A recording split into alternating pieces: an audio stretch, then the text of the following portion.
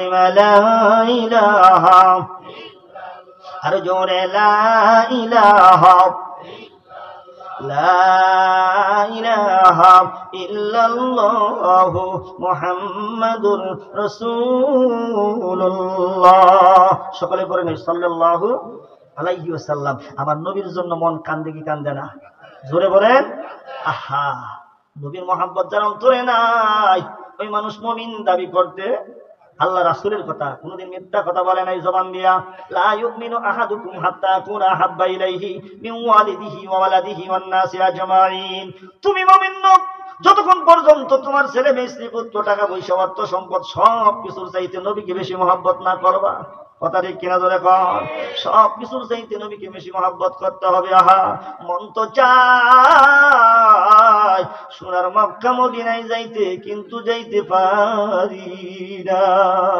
কবি বলেন, আমি অসহায় তাই এত দূরে রই, শুধু সালাম জানাই মদিনা, যাইতে পারলাম না মদিনা, দেখতে পারলাম না। ঠিক কিনা? আমি অসহায় তাই এত দূরে রই, আমি অসহায় তাই এত দূরে রই, শুধু সালাম জানাই মদিনা, যাইতে পারলাম না মদিনা, দেখতে পারলাম না। আল্লাহু আকবার বলেন। আমার ভাইরা বন্ধুরা রে, আল্লাহর নবী বিশ্ব নবী রাহমাতাল লিল আলামিনের রওজার পাশে যায় একটু দাঁড়ায় সালাম দিবেন। আল্লাহর পয়গম্বর বলেন, মান যারা কবরি ওয়াজাবাত লাহু শাফাআতি। যেই বান্দা বান্দি আমার রওজার পাশে এসে সালাম জানালো আমি নবীকে, কিয়ামতের ময়দানে তার সুপারিশ করে জান্নাতে নেওয়া আমি নবীর উপরে ওয়াজিব হয়ে যায়। সুবহানাল্লাহ। মনে বড় আশা ছিল যাব মদিনায়। কবি নজরুল ইসলাম বলছে, কত সুন্দর মন চায় না?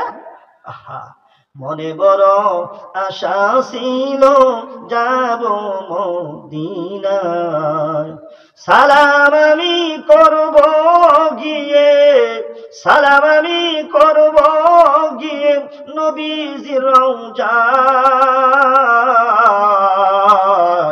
মনে বড় আশা ছিল যাব মদিনায়। চলে নামে গেল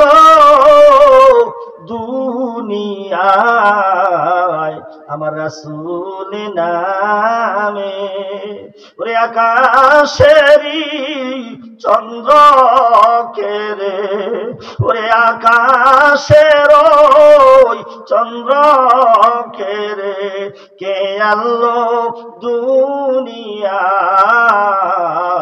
আমার রাসূল। মহব্বতে বলেন, আমার রাসূল না দেখি নাই শুনি নাই কথা,